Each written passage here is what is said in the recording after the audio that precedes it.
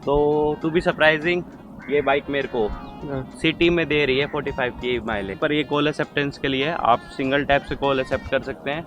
2-3 second के लिए hold करके रखो, आपका कॉल डिक्लाइन हो जाएगा। आने वाले एनएस लवर है ना, उनको वही मीटर पसंद आता है। बाकी आपको ये मीटर कैसा लगा अगर बोले तो? थोड़ा सा लीनिंग में इतना कॉन्फिडेंस नहीं दे पाते क्योंकि डर लगता है, क्योंकि इतना मोटा सेक्शन का टायर है नहीं तो कहीं स्लिप ना करे। तो एक ये डर रहता है। तो यहाँ पर बाइक चल चुकी है 417 किलोमीटर, यानी अराउंड 400 किलोमीटर बाइक चल चुकी है। अभी नई नई आई है, तो आज है हमारे साथ ओनर, जानने वाले हैं एक प्रॉपर ओनरशिप रिव्यू यार कि आपको 2024 में ये वाली वर्जन लेना वर्थ इट रहेगा कि नहीं। तो हम ओनर से मिलवाते हैं। गौरव भाई, हेलो, क्या हाल चाल है आपका? बस भाई बढ़िया। सो आ जाइए सामने। सबसे पहले अपना इंट्रो दीजिए यार, आपने एनएस क्यों चूज किया, इसका रीजन क्या था?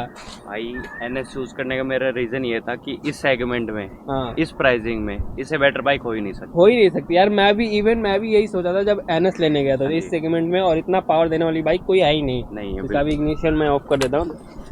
और आपको क्या पड़ा था उस समय जब आप ऑन रोड? मैंने ऑन रोड प्राइस मेरे को पड़ा है 189 गुड़गांव में। हाँ जी, गुड़गांव में 189 का आपको कैश पड़ा था।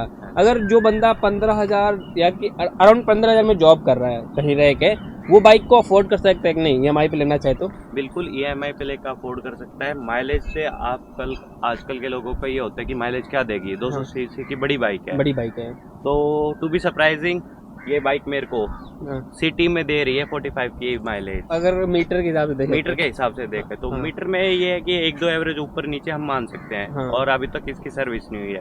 धीरे धीरे इंजन ऑन रिफाइन होएगा, माइलेज बढ़ेगी। हाँ, वो सर्विसिंग के बाद, फर्स्ट सर्विसिंग के बाद बढ़ जाती है। मैंने भी ना फर्स्ट सर्विसिंग पे अपना माइलेज टेस्ट करा था NS 200 का, 42 का माइलेज निकाला था। वो भी मतलब पूरा पेट्रोल खाली किया फिर टेस्ट किया 1 लीटर डाल के, तो 42 का माइलेज।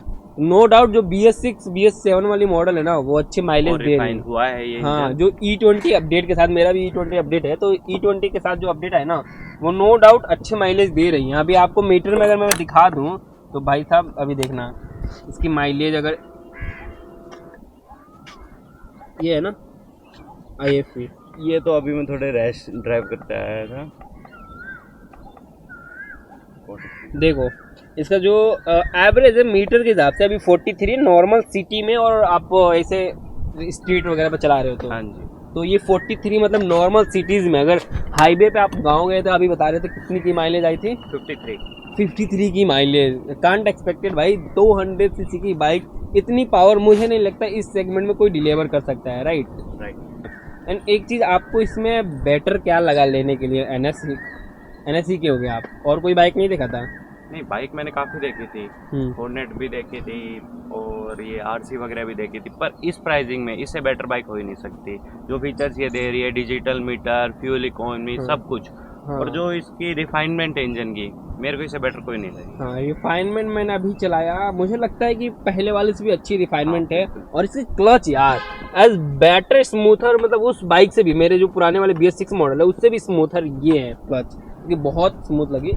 एंड इसके बारे में बताइए, मीटर के बारे में क्या कुछ आपको अच्छा लगा इसमें, और क्या क्या कर सकते हैं? मीटर में भैया जैसे मैं आपको बता दूं, इसमें आपका डिजिटल मीटर हो गया, ये RPM के हो गया, ये फ्यूल हो गया, ठीक है। इसमें आपको 2 ट्रिप्स दिखा रहे हैं, ट्रिप A ट्रिप B, ये सेटिंग्स आएगी इसकी।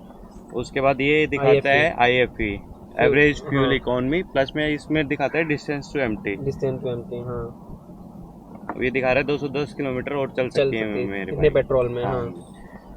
फिर उसके बाद ब्लूटूथ कनेक्टिविटी है इसके अंदर, ब्लूटूथ कनेक्टिविटी, और टर्न बाय टर्न इंडिकेटर्स है। आप ना मैप इसमें लगा लो। तो आपने वो ट्राई किया, मैप वाला ट्राई किया है? अच्छे से वर्क कर रहा है? मतलब आपको टर्न करना उधर वो दिखा रहा है? वो पहले ही डिस्टेंस दिखा देगा आपका, 200 मीटर में टर्न है, अच्छा 10 मीटर में टर्न है, किस साइड राइट है, स्ट्रेट है, वो सब दिखाता है इसमें। अच्छा, मतलब ये चीज अच्छा हो गया ना कि मैप में थोड़ा उतना यूज तो नहीं, तो ये बता देता है ऐसे टर्न करना है। और कॉल होगा, डिक्लाइन वगैरह आपने करा इससे? कॉल का भी ऑप्शन है, आप इसको फोन को कनेक्ट करो, ठीक है। उसके बाद ये मोड का जो ऑप्शन यहाँ पे दे रखा है, इसमें एक चीज बेटर हो सकती थी, जैसे हम N160 में टॉगल कर सकते हैं इस बटन के साथ ही, तो इसमें हम ऐसे टॉगल नहीं कर सकते, पर ये कॉल एक्सेप्टेंस के लिए आप सिंगल टैप से कॉल एक्सेप्ट कर सकते हैं। 2-3 सेकंड के लिए होल्ड करके रखो, आपका कॉल डिक्लाइन हो जाएगा। मतलब इसी यहाँ से कॉल एक्सेप्ट एंड डिक्लाइन कर सकते हैं। बाकी मोड्स वगैरह चेंज यहीं से करना पड़ेगा? हाँ जी, मोड से। हाँ, मैंने देखा N1 जो 250 आया है नई वाली, उसमें सारा चीज यही सो यही है, से सारा होगा। चीज यही, यहाँ पे कुछ दिया ही नहीं उन्होंने। हाँ हाँ वो चीज एनएस का एक पुराना प्यार है ना, क्योंकि एनएस ये 2 स्विच ना उसमें भी है, हाँ और वो डिजिटल मतलब वो इंस्ट्रूमेंटेड क्लस्टर होता था सेमी डिजिटल, तो वो एक सुई अलग है। जो पुराने वाले एनएस लवर है ना उनको वही मीटर पसंद आता है। बाकी आपको ये मीटर कैसा लगा अगर बोले तो? देखो, कमिंग जनरेशन के साथ मेरे को ये मीटर बहुत अच्छा लगा। मतलब न्यू जनरेशन जो अभी अपडेटेड है। हाँ जी, क्योंकि सबको मॉडर्नाइजेशन चाहिए, कुछ नया कुछ कुछ नया नया कुछ चाहिए, नया। हाँ। तो बजाज ने ये चीज़ नहीं दी है और I am really loving it.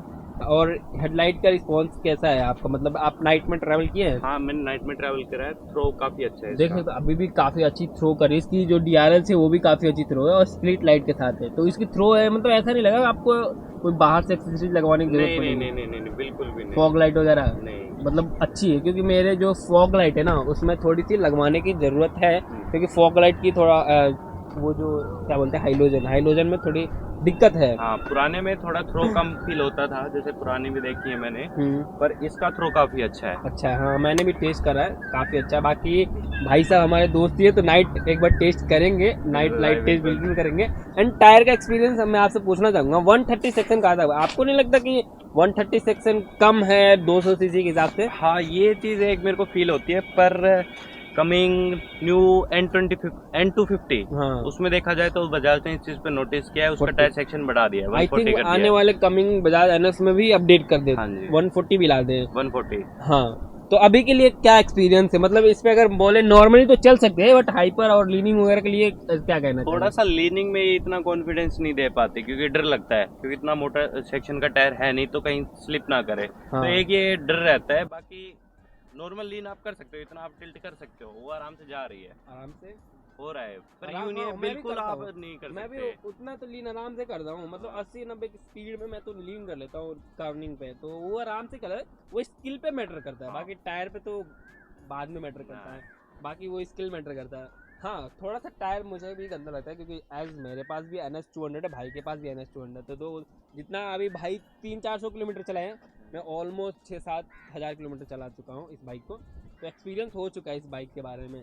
And last चीज़ जाते जाते बता दीजिए कि जो हमारे व्यूअर्स देख रहे हैं, लेने की प्लानिंग कर रहे हैं, तो क्या इसके तरफ जा सकते हैं, या फिर ये तो अभी डिसकंटिन्यू हो गई है, तो ले सकते हैं इस बाइक को कि नहीं 2024? नो डाउट भैया, आंख बंद करके ट्रस्ट करो बजाज पे और ले लो इस बाइक ले लो, को। क्योंकि कम बजट में ज़्यादा अफोर्डेबल बाइक दे रही है। बिल्कुल, जितना इसकी ऑन रोड में है, RC वगैरह आप ड्यूक में जाओगे उतना तो उनका एक शोरूम एक है, शोरूम है, हाँ और जो चीज़ ये फील करा रही है वो ड्यूक नहीं कराएगी। नहीं कराएगी भाई, बहुत गजब की पावर है यार। मैं भी कसम से फैन हो गया हूँ एनएस की भाई, इतनी अच्छी एक्सक्लेरेशन बजाज, मतलब फैन, इतने कम बजट में वैल्यू फॉर मनी है, बिल्कुल और भाई। खर्चे भी कम कराती है। इतना पता है आपको, पहले सर्विसिंग कराने जाओगे 800 पड़ेगा, मेरा 800-850 पड़ा था, अगर कोई एक्स्ट्रा पार्ट नहीं लगता है तो। अभी तक तो आपको आई थिंक कुछ पार्ट्स वगैरह की जरूरत नहीं पड़ा था। नहीं नहीं नहीं। हाँ बस अभी आप फर्स्ट सर्विसिंग हो जाएगा तो वो भी आपके साथ शेयर करेंगे कि कितनी में आपकी सर्विसिंग हुई, जरूर से आपके साथ शेयर करेंगे। बाकी भाई ने आते ही नई नई मॉडिफिकेशन करा ली, ये लगा ली, क्रैश गार्ड लगा लिया, और कुछ लगाया, व्हील कवर कराया था, व्हील कवर कराया था, और एक ये फोन होल्डर। बाकी बाकी सब तो बजाज दे ही रही है, तो ज़्यादा कुछ कराने की जरूरत थी नहीं। हाँ बाइक उसके साथ अच्छी लग रही है, और सेफ्टी भी है भाई। स्टार्टिंग में लो ना, बेशक से ये सारे चीज़ लगवा लो, बाद में चाहो तो निकाल सकते हो, जैसे मैंने किया स्टार्टिंग के वीक में लगा कर रखा था, अभी तो निकाल दिया, उसमें सारा चीज़ निकाल दिया मैंने। हम लगा दूंगे जब ट्रिप वगैरह करूँगा।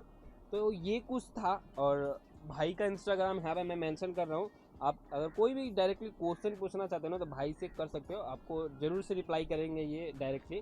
तो यहाँ पे इंस्टाग्राम पे आप लिंक शो कर रहा होगा। चलो और आपको नेक्स्ट वीडियो किस बाइक पे चाहिए ज़रूर से कमेंट करके बताना। मिलते हैं किसी नेक्स्ट वीडियो में, टिल देन बाय बाय।